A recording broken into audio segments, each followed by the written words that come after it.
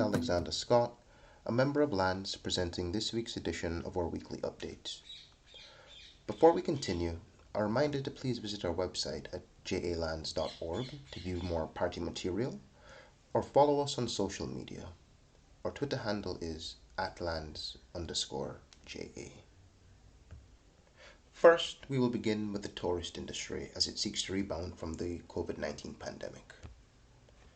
In an article from RJR titled Airbnb Predicts Record Travel Rebound as Bookings Increase, we are told that the online booking platform is predicting a massive rebound for the travel industry after seeing a jump in bookings for this holiday period. The article continues by noting that for the first 3 months of the year, US bookings had already beat the pre-pandemic levels, with a steady improvement also being seen in the UK and French markets. Now, in an article from the Jamaica Observer titled Increase in Flight Bookings, it's reported that Jamaica is recording a significant jump in flight bookings, mainly again from the US, which is our biggest market for tourists. The article goes on to note that the island has seen a 143% increase in bookings from April when compared to January, which again has been put down to the fact that vaccinations are being distributed quickly in places like the United States and the UK, and therefore potential tourists feel more comfortable to visit the island. This has also been aided by traditional airlines having resumed flying to the island, as well as the fact that new airlines are picking up the destination route to the island. Meanwhile, in an article from Loop News titled Sinclair Raises Concern About COVID Compliance Double Standards, Charles Sinclair, a senator for the ruling JLP, expressed worry at possible double standards in how the COVID protocols are being enforced for both locals and visitors at hotels. The senator noted that while visiting a hotel, he noticed that while workers wore PPE, that is, masks, the guests did not, and juxtaposed that against a video on social media showing persons being arrested for not wearing masks. He also stated that the staff at the hotel came to him and told him that out of fear of being reprimanded, they, that is the staff, were reluctant to insist on the guests wearing protective equipment such as masks. Now, the tourism industry, for all of its ills, and it has many ills, is unfortunately an industry upon which we rely. This lull in tourism has affected the nation's coffers, and more importantly, it's affected the workers, the person who works in and around the tourist industry. So the news of an increase in bookings and arrivals is good.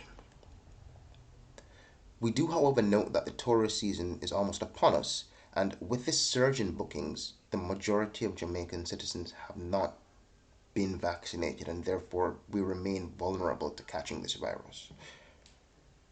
It is our view that the state must do more to access vaccines, which are currently being produced by many countries, if the resumption of tourism is not to harm us long term.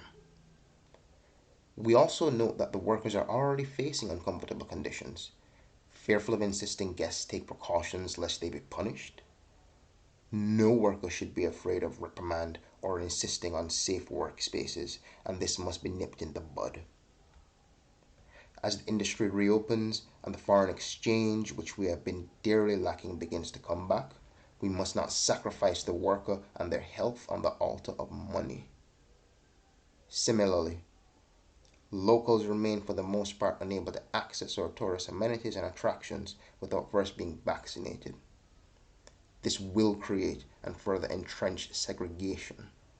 Tourists who are vaccinated will be able to access things like beaches and rivers in large numbers, while the locals will be unable to access these things until and unless we are vaccinated.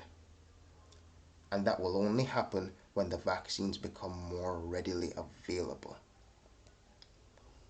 To that end, we must be looking beyond the COVAX facilities to source our vaccines.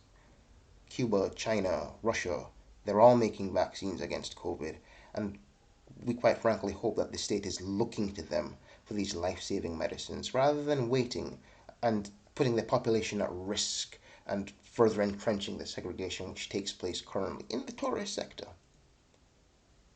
Stringent regulations and enforcements are needed to ensure that the local and the visitor are held to the same standard and that no castes are created, leaving the worker open to both potential abuse and health problems. Next, we move on to the continued Israeli aggression against Palestine and the mixed international response to the trauma being unleashed by a nation which B'Tselem has concluded is built on apartheid.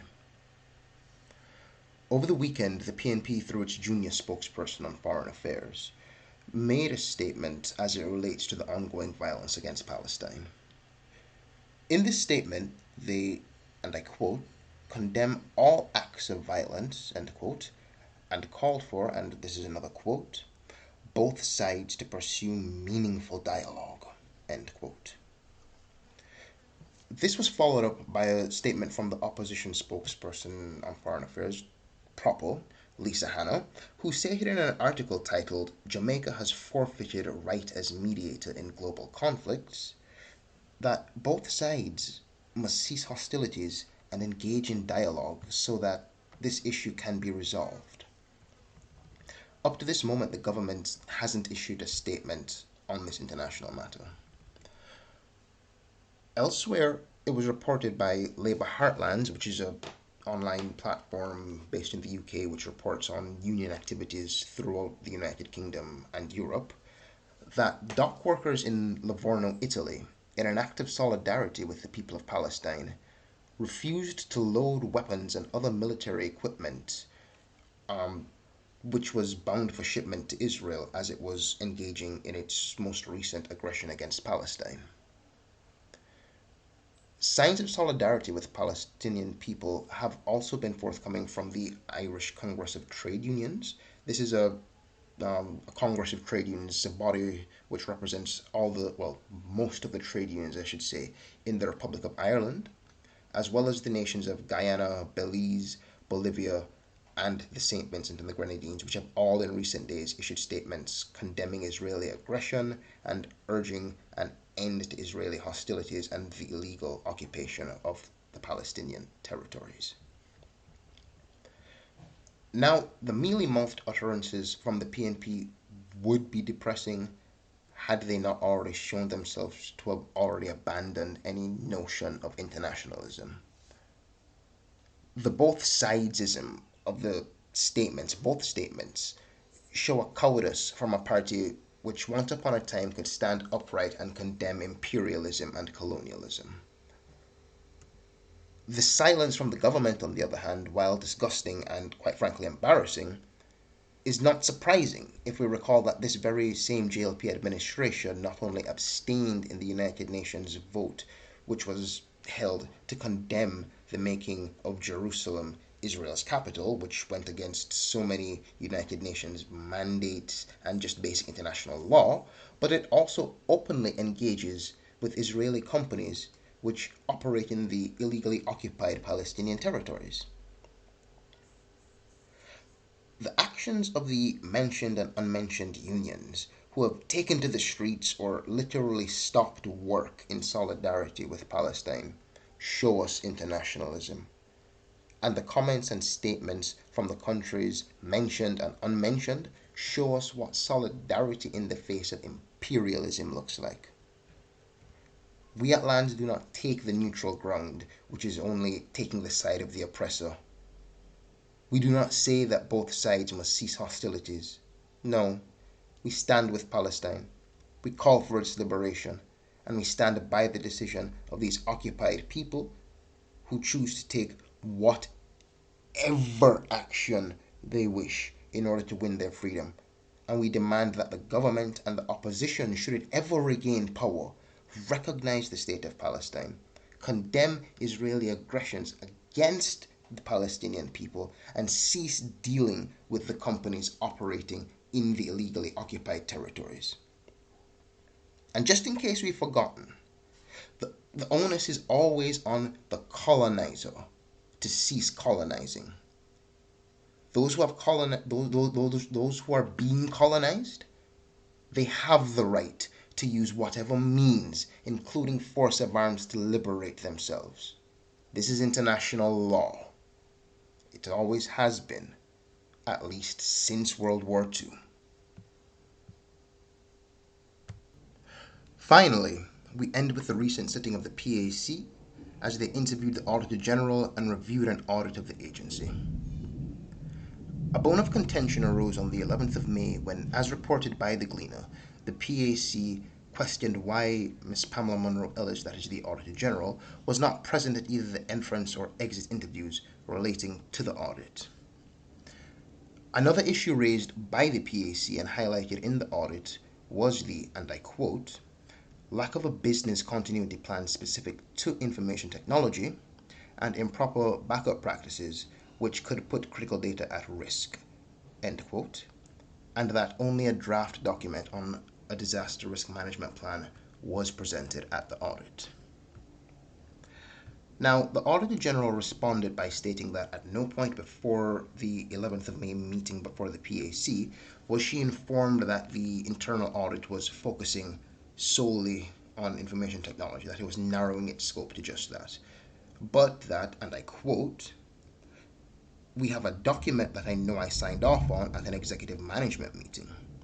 The internal auditor did not communicate to me that he had received a draft document and he needed a final document. I can't speak to those issues. I would have to do further checks on them, end quote. This was confirmed by the head of IT at the Auditor General's department, but refuted by the external auditor from the Finance Ministry, who stated that the scope had indeed been narrowed to information technology and that this fact was verbally and electronically communicated to the Auditor General's department. The Auditor General also noted that she was out of the island on the date of the entrance interview and was unfortunately unavailable for the exit interview, but nonetheless was kept fully informed of what was taking place and what needed to be done. Things in the end came to a crescendo when, on the 18th of May, it was reported in a Gleaner article titled Mystery Solved that the reasons for the Auditor General's absence from the exit interview was that she was supposed to be at a parliamentary meeting. She had gone to the Parliament to attend this meeting, and the room in which she was to have this meeting was still in use by another parliamentary group. Therefore, the meeting which she was supposed to attend at Parliament was eventually cancelled. This was followed up by MPs who, as was reported in a nationwide news article titled Auditor General's Department and Finance Ministry's Internal Audit Team contradict each other in PAC, the MPs demanded that the Auditor General provide the name of the reporter she spoke to on the matters being deliberated in Parliament. After the Auditor General noted that she would not provide the name or names of the reporters in such a setting, but would provide them via letter if requested, the committee members pressed her further on the matter and went on to demand not only the names but also the time and date of when the reporter or reporters called. These things, I think, highlight so much of what is wrong with our politicians. That she, the Auditor General, missed this exit interview because of a parliamentary screw-up is bad enough. But to then be hounding said Auditor General without any one of these members of Parliament picking up on the fact that the fault was theirs, and with some of these members of Parliament being very senior, it is a total embarrassment. Then we get to the way in which the Auditor General was spoken to. This is not even a way one would expect to speak to a child.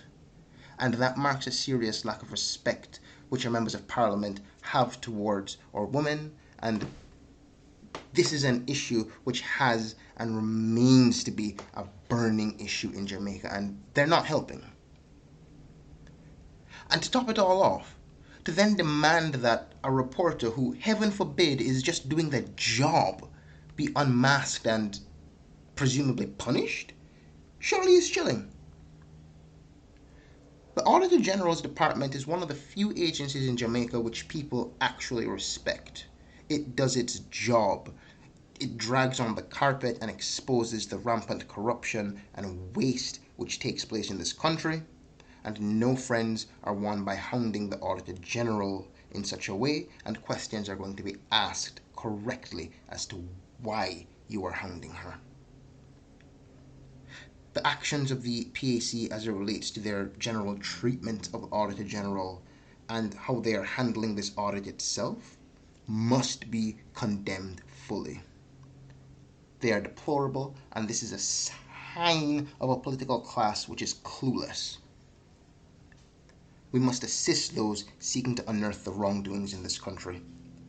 We must not be looking to make their lives harder, and we hope that the public sees these actions taken by these politicians and again makes note of the fact that putting faith in these two parties to rid us of our troubles is a fool's errand, as they're the ones who got us here, and they're the ones who benefit from it remaining as it is.